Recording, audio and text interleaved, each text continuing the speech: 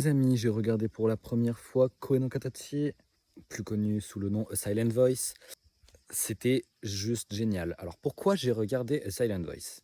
C'est une très bonne question, une excellente question même, et que vous vous posez sûrement, puisque j'en fais une vidéo, je dois bien en parler, non? Oui. Alors, pourquoi j'ai regardé?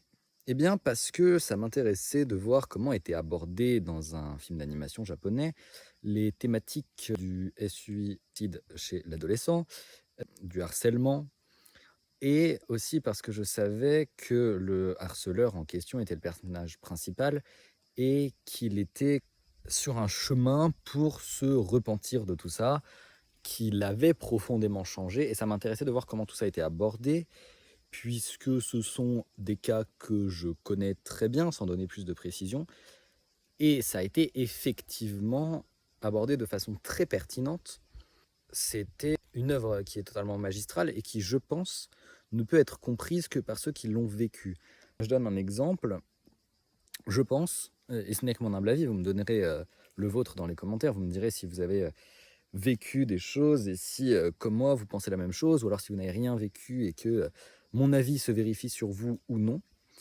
Je pense que une personne qui n'a jamais vécu de situation difficile, qui n'a jamais eu de période dépressive, qui n'a jamais subi de violence, est-ce que cette personne a plus pleuré devant la scène finale où Ishida recommence à regarder les gens en face que sur une des deux scènes de tentative de suicide? Je pense pas. Parce que ces gens-là vont se dire « Oh, le suicide c'est triste ». Mais en réalité, la scène la plus émouvante, pas triste mais émouvante, c'est la scène où Ishida est libéré de tout le poids qu'il avait et où il arrive à nouveau à regarder les gens en face. Et c'est pour ça que cette scène est très bien choisie comme scène finale.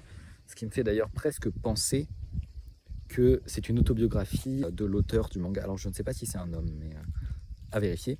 C'est une théorie que j'aurais, que c'est une œuvre autobiographique et que c'est pour ça que c'est aussi bien écrit. Voilà, vous me dites ce que vous en pensez. Moi, en tout cas, je vous laisse. C'était Ashida Yuki.